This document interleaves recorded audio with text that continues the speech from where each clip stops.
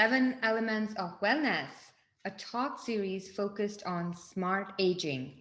I am Pooja Johari, the founder of 7E Wellness, and I hope to educate and empower you to take charge of your health, beauty, and well being, your mind and wellness. Today, I will be discussing nutrition and beauty. This topic is very close to my heart because I have been working on myself and experimenting on myself with certain kind of nutritions constantly. When I was little, I used to find all these different articles that would read how the tree neem had lots of medicinal properties, and I would eat that, or I would have, because I was always struggling with bad acne, dehydrated skin, and I was trying to figure out what I can eat so that I can be healthy. So that's why I'm so happy and excited to present this today, the nutrition. And today we our guest who's joining me on this topic is Rachel Pontillo, president of Nutritional Aesthetics. So without any further ado, I'm going to have her join us. Hi, Rachel. Thank you so much for joining 7 Elements of Wellness. Hi, Pooja. Thank you so much for having me. Oh, absolutely. I'm so excited, Rachel. Rachel, could you tell me a little bit about nutritional aesthetics, because it sounds so interesting. But first, let's start about yourself. Sure. Well, myself personally, I kind of fell into the nutritional aspect of skincare after years and years and years of struggling with acne, similar to you, how you were saying you were struggling with acne. Yes. I struggled from a very early age, around 10 years old, all the way into my early 30s.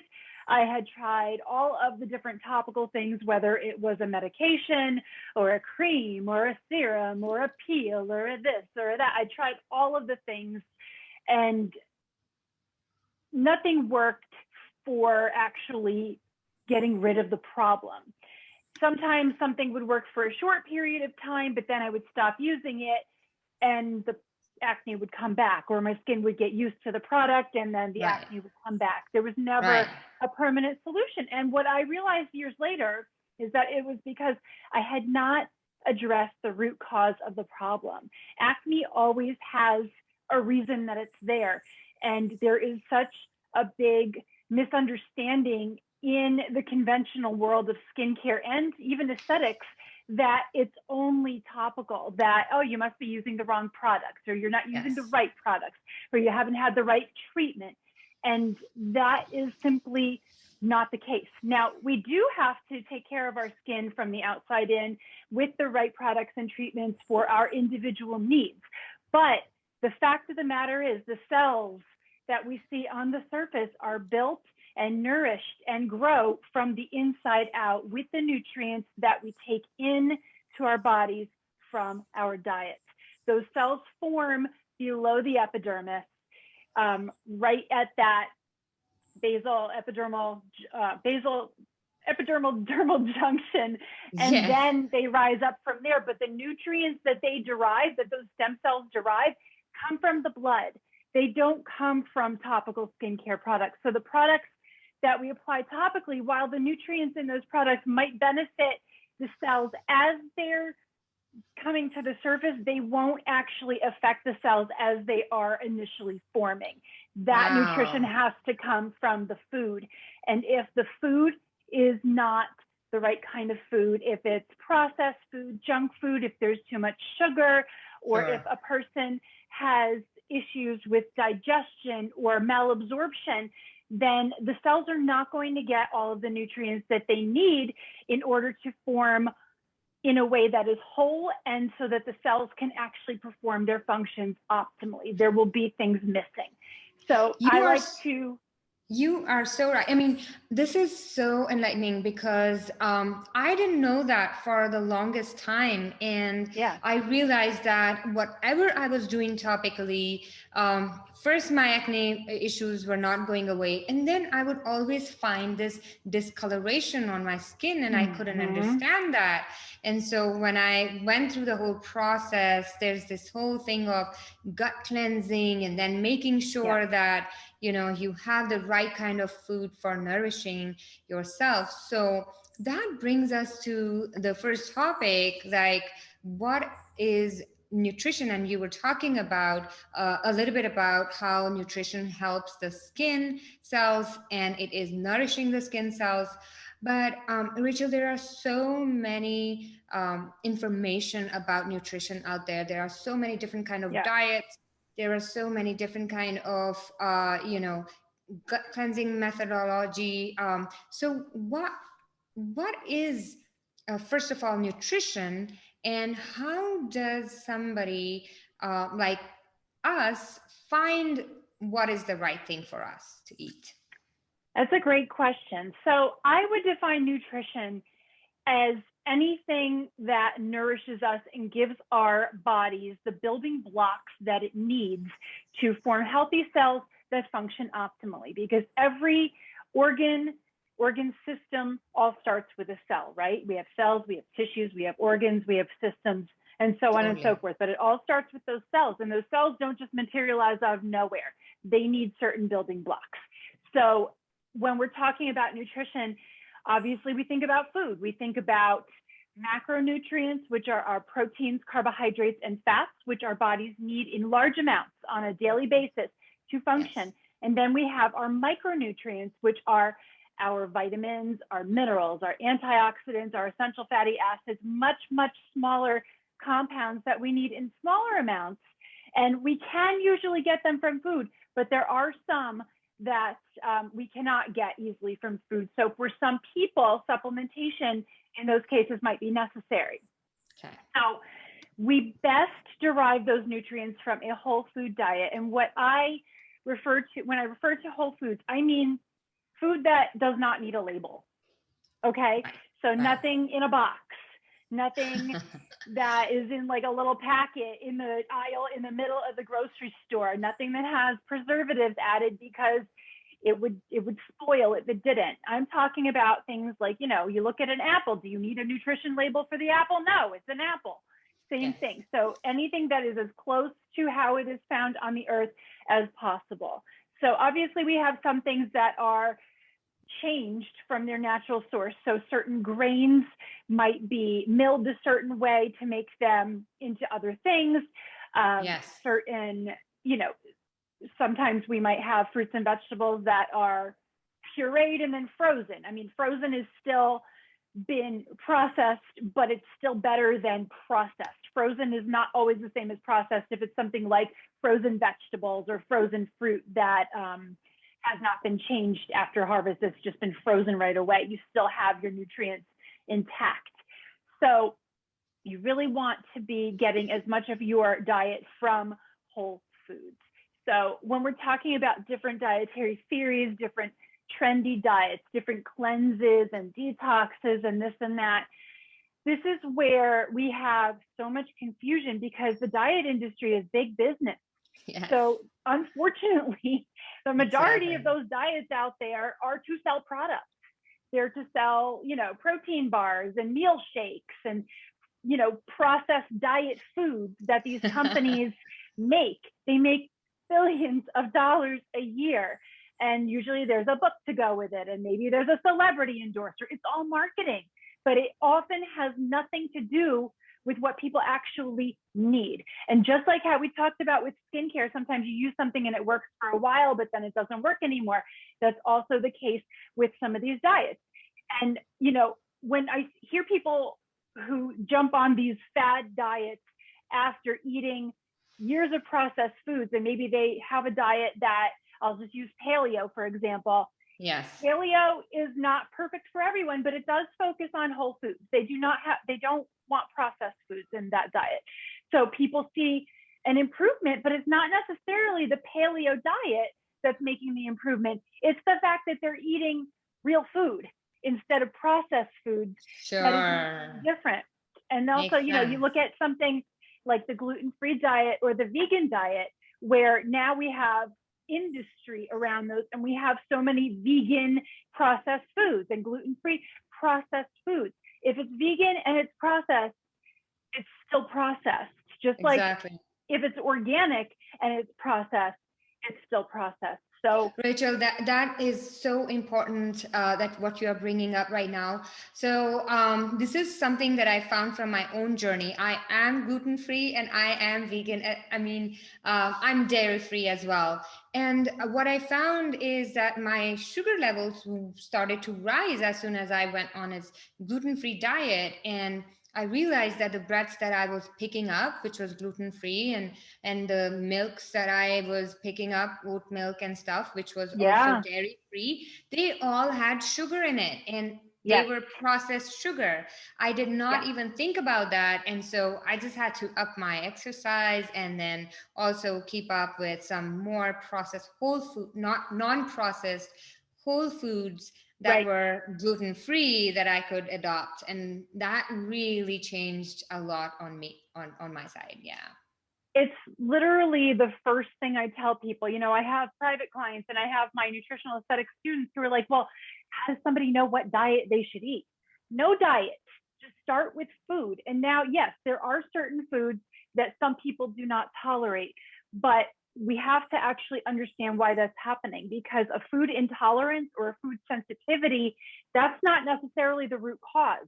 There is a reason that that's happening. So I always recommend that someone actually does consult with a professional who can run certain tests to see what's going on in the gut, what's going on with your hormones, what's going on with your liver function, with your thyroid function, because all of these different internal organs and hormones and systems, they work together. And if one is off balance, or if there's damage in the gut, something like leaky gut, where there's either too large of food particles that are not getting digested properly, or there is too much inflammation, so nothing is getting Sure. absorbed properly, and everything else is going to be thrown out of balance. And that absolutely will show up on the skin. If you think about something like melasma, which is usually a hormone related hyperpigmentation, or hormonal acne, cystic acne, hormones, we can say, could be part of the issue, but the hormone imbalance itself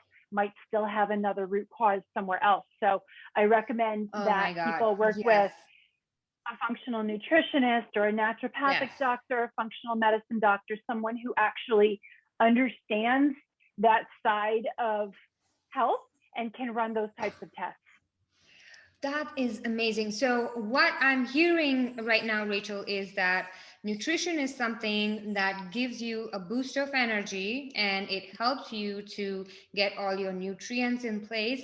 And what we're talking about is eating whole foods and not processed foods is the best way of giving your body the nourishment that it needs.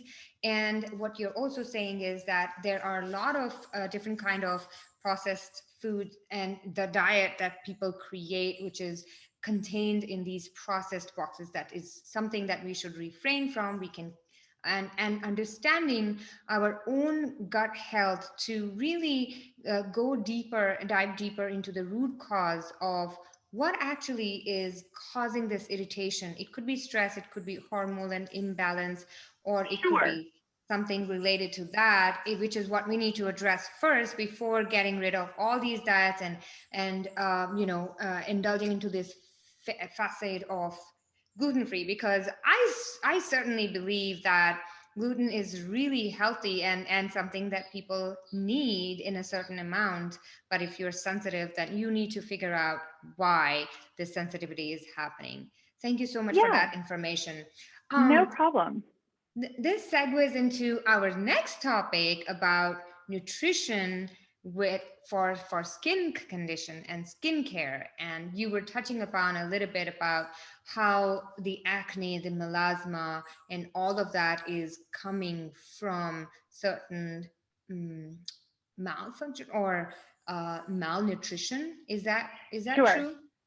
Yeah, so malnutrition can certainly be a cause of another, type of cause, like a hormone imbalance or a thyroid condition or something like that. It can be due to malnutrition. There are, I should say, also sometimes genetic reasons why people do not do well with certain foods.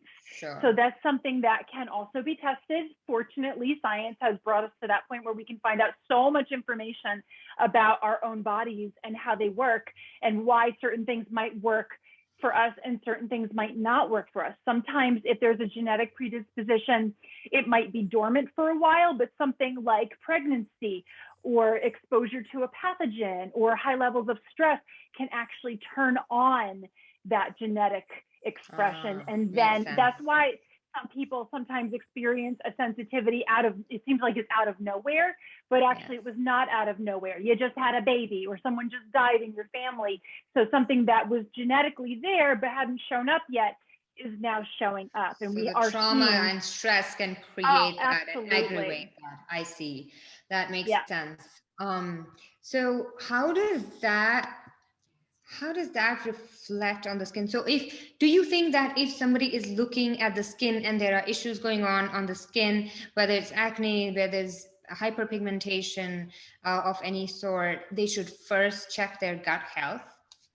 I think that's a really good place to start. I mean, I will say that, we should look at what we're putting on the skin because there are a lot of ingredients in conventional skincare products. And I'm not even talking about some of the more controversial ingredients out there. We'll leave that Yes. for another discussion. But even something like synthetic fragrances can cause inflammation and irritation to the point where somebody could have something like perpetual inflammation, it could trigger rosacea, it could trigger breakouts, Right. it could trigger eczema. So it's not always internal, but I will say if it's something chronic that has been going on for a really long time, and if you switch to fragrance-free products and you clean up other things in your home environment and the problem is still there, I would say it is a good idea to, before you even look at your gut, look at what you're eating honestly. Like, start a food Okay. journal and look at how Sure. much sugar you're consuming, because sugar, we know, is a trigger for just about every skin condition we have, anything from acne, eczema, rosacea, psoriasis, um, Yes. melasma even, but also premature aging when we look at glycation and how, what sugar does to the process of aging of the skin. So look at how much sugar you're eating. And I will say, if you are, like you mentioned, you noticed your sugar was increasing when you Yes. were having things like oat milk Absolutely. or almond milk. There are so many different types of sugar in dairy substitutes, in gluten-free things, in any type of packaged or processed food, even certain restaurant foods. Restaurants make their food taste delicious so that you buy more. They do that usually with salt and sugar. So you want to be aware of how much sugar you're actually taking in. And then you want to look at other things like dairy is a common food trigger for a lot of skin issues, as is Yes. gluten. It's not the case for everyone, but some people do experience flare-ups of conditions like rosacea or eczema and breakouts from acne when they have too much gluten, too much dairy, or a combination of the two. There are other people who are really sensitive to eggs, and they might get some sort of a rash or inflammatory skin issue with too many eggs. So it really is individual for each person. So I always recommend look at what you're eating. If you have something that has come up on your skin, or if you've had rosacea before, but you haven't had a flare up in a while, and all of a sudden you have a flare up, look at, okay, what is the last thing I ate? What have I Right. eaten in the last 12 hours? And then start paying attention to that. Food logging or food journaling can be really helpful with that. And then if you can't identify triggers that way, or if it seems like there's maybe a few things and you're not sure, that's when I would then say, okay, maybe it's time to go to a nutritionist or to a functional doctor who can run some tests.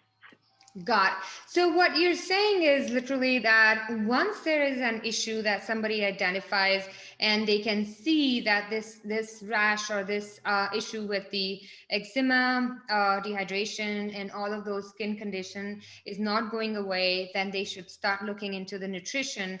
But I Yes, completely agree with you. The sugar element has such a strong and empowering impact on our skin metabolism, our cell metabolism, as well as our aging process, and how our body has to really work hard and use up all the energy to really disintegrate all this complex carbs, which comes from sugar, that yes, literally all of that energy could have been saved in making our muscles more strengthened and skin more sure. tighter.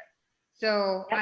I totally can relate to that, because I have a lot of dry and dehydration in general. And so if I do not intake enough water and if I'm not eating the right kind of food, I can totally sense that it starts reflecting in my skin, in my sleep, in my overall health and well-being. And Yeah. this is really an amazing topic and point to bring up. And that comes to our next topic. What if somebody is not really sensing any issues? Is there something that uh, for preventative measures, for smart aging, for making sure that you are aging gracefully, is there some do's and don'ts that you can discuss about the nutrition that will reflect on the skin? For example, beets I know are really good. They have antioxidants, and you should eat Yeah. a lot of that. But is there more of that that you can share? Absolutely. So I'm so glad you mentioned beets, because beets, the reason why they're so well known for antioxidants is because of that really bright, saturated pigment, that dark reddish purple. So I'm sure you may have heard "eat your colors," right? And I'm not talking about a bag of Skittles. I'm talking about eat a colorful plate. You want to have a wide variety of colors that naturally occur in fruits and vegetables, because all of those different colors are different antioxidants. So when we're talking about antioxidants, we don't just want one or two. We want the full gamut. And it's not just the antioxidants, but it's other phytonutrients that occur naturally in fruits and vegetables that you cannot get from meat, and from most starches, and even whole grains. Whole grains, you do have some, but whole grains are more of your fiber and your protein, and there I are was some gonna say. minerals. But when it comes to vitamins, antioxidants, and certain essential fatty acids, you really want to have a wide variety of colors. So if you're making a salad, for example, you have green with your lettuce, right? You want to think about, okay, what's red that I can add? Maybe beets, maybe tomatoes, maybe some orange carrots, some yellow corn or squash or something like that. Even throw some blueberries in there. There's all sorts of wonderful colors we can add. And salads are just great if you're feeling like, oh my God, I don't know what to eat. What's in the fridge? Just throw things in a bowl and add a squeeze of lemon, a little bit of olive oil for some healthy fat, some sea salt or Himalayan salt, and a little pepper, and you have yourself a lunch. Another thing that I think is really helpful is think about the quality of food, because you want to think fresh and local as much as possible. Organic is great if you can, but if you can't either afford organic, or if it's not easily accessible to you, then I recommend fresh and local. So farmers markets, food co-ops, CSAs, anything like that, because that means the food hasn't traveled far. It hasn't been stored for a long time. So its nutrients are going to be the most More abundant. rich. Yes. Yeah, it's going to be much more potent, and you're going to get a lot more delivery of those nutrients. So eat those colors, think fresh, think local. And I would say just think variety in general. If you find yourself kind of in a food rut where you're kind of like eating the same thing every day or every other day because Yeah. it's easy, or it's it's quick, that is a perfect time to actually change it up. And one thing I like to recommend to my clients and to my nutritional aesthetic students to recommend to their clients is a meal kit service. There are a lot of them that are really healthy, and you could get it delivered for, 1 day a week or 2 days a week. It costs less than it costs to eat out. And they basically send you the ingredients that are already prepped, but the recipes are ones that you might not have thought of. Yeah, and that's a great way to get out of a rut and to add more variety. That's a really great idea. So what you're saying is that different colors gives us different nutrients that we need, yes, and that's what's going to nourish our skin. Or so if I may dive a little bit deeper into that topic, sure. Do you think that all reds are going to be the same amount of antioxidants and nutrient rich? For example, beets versus tomatoes, you mentioned any one of them could be used? So there's this scale, it's ORAC. I forget what that stands for, but that is this measurement of the amount of antioxidants that comes in fruits and vegetables naturally. So what you can do is you can Google the ORAC value of a certain fruit, and it will tell you exactly how powerful of an antioxidant boost you're going to get from one serving of that food. Oh, gotcha. Oh, that's a great idea. So if somebody is more, we can look up the score and then we can decide. But is it good to have more antioxidant related food? For example, you mentioned beets, you had the blueberries, and all of these are known for their rich antioxidants. Is that going to be enriching to the skin? Absolutely, because antioxidants, they're not just antioxidants, many of them are also vitamins. You have to remember vitamins A, C, and E, which we know so much as being important for healthy skin. Those are antioxidants. So oftentimes we get confused, like, is it a vitamin or is it an antioxidant? It's often both. So, and they work together synergistically. You may have heard that term, synergy. So, and that's the benefit of getting your vitamins from food sources, is that the food, the fruits, the vegetable, they know what other nutrients are needed for them to be the most bioavailable to you. So they work together, and you're taking them all in the appropriate amounts at the same time. So your body is able to use what it needs, and you're not going to worry about having too much of any one nutrient. That's why variety is so important, because makes sense. If you have too much of one type of nutrient, that can also be bad. Just like if you eat the same food all the time, that can also be bad. So just like, with topical skincare, if you're using a vitamin C product, you want to make sure that it does not exceed a certain percentage for daily use, because that can be inflammatory. Well, that's the same thing. Like, you're not going to just eat oranges all day long, because that's going to be too much of that profile of nutrients. So it's really the variety that we're looking for. And I think the idea of eating your colors is a great visual way to make sure that you're getting that variety. That's wonderful. I totally love that. And I get it, because a lot of times when it's personal. So every time I eat, for example, beets and blueberries and all of these enriching food, and I make a salad, which makes me hungry right now, I can feel that nourishment inside, and I can feel that my skin is getting nourished as well. So what I'm hearing is that make sure that you have all different kinds of colors and all different kinds of colors in your food that you are adding. You can make salads, you can have greens, you can have reds with the beets or tomatoes and apples and things like that. That is going to be really nourishing. But one type of food, or always constantly consuming one thing, is overburdening the body with same kind of nutrient, and it's just it can cause inflammation. It can cause other issues that we are not aware of. So always having a balance, and balance. Yeah, in life, balance is so important anyways. Yes, for sure. Yeah.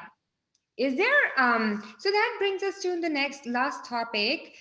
Is there anything specific that you would suggest um, first of all, not to eat, which could be in general harmful to the skin? And also, what is your favorite beauty ingredient Oh that my we goodness. that Well, I'm not going to name one specific thing to eat that's really bad for the skin, or to not eat because it's bad to the skin, other than refined sugar. Mhm. Refined sugar, I think we can all agree, it's just not doing anybody any good. Yeah. But small Yeah. amounts of whole food natural sugars like a raw honey or maple syrup, something like that in a small amount every now and then can be fine.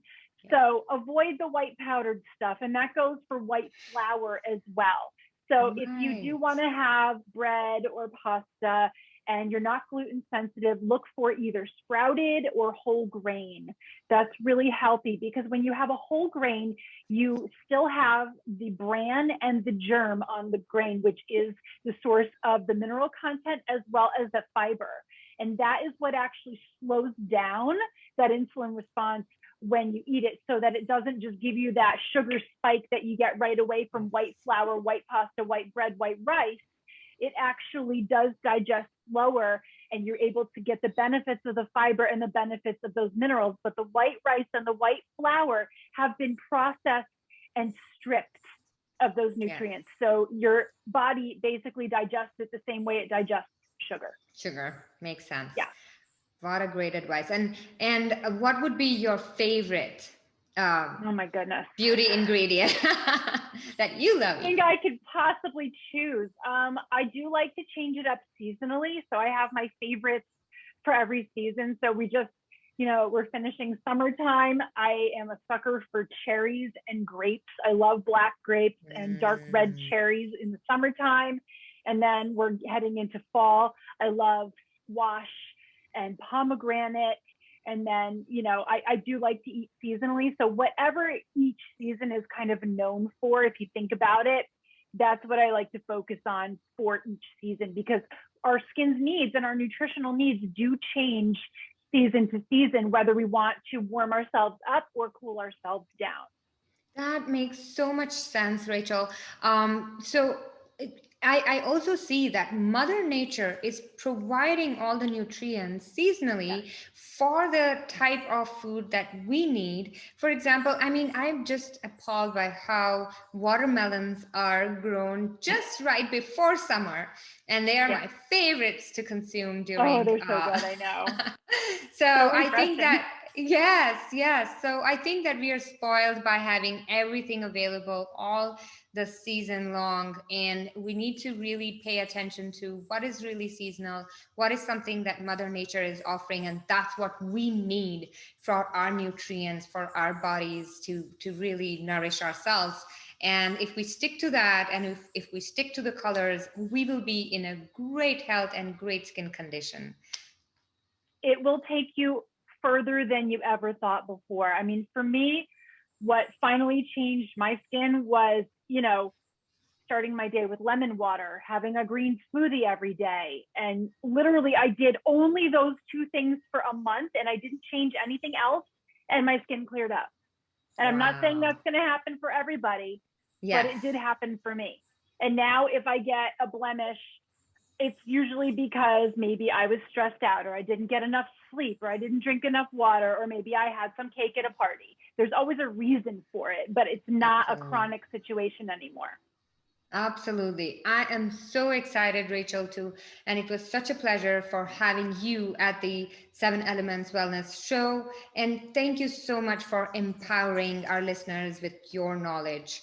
I'm your host, Pooja Johari from 7E Wellness. Thank you so much for joining